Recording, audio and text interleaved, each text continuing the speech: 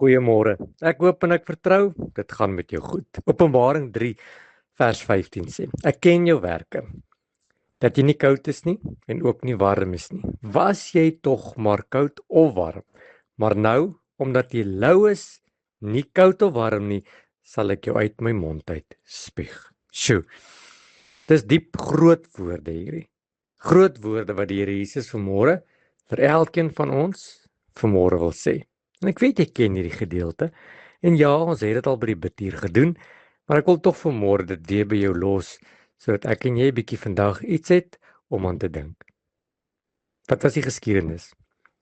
Die Laodicea dorpie het nie water gehad nie.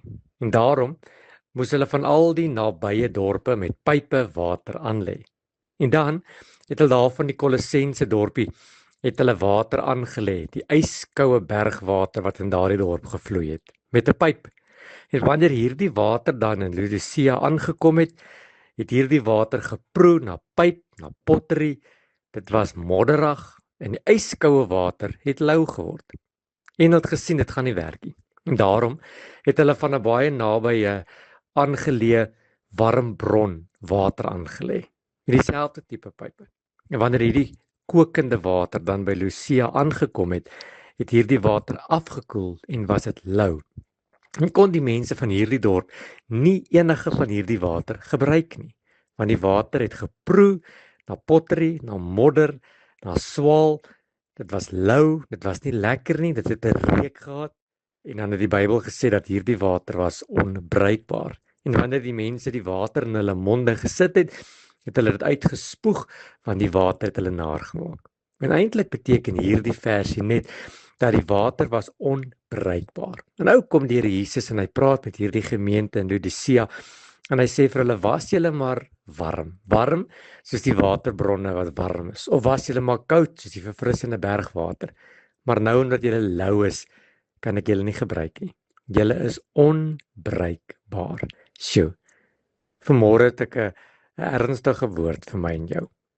Dat die Here wil hê dat ek en jy moet bruikbaar wees. Ons moet beskikbaar wees, sodat die Here iets met ons kan doen. En vanmôre gaan jy op baie plekke beweeg.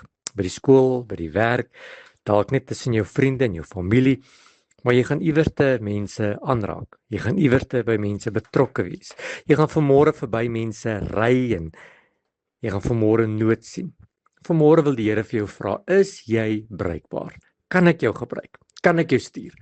Of het jy soos hierdie pypwater geword wat lou geword het en ek kan niks met jou doen nie?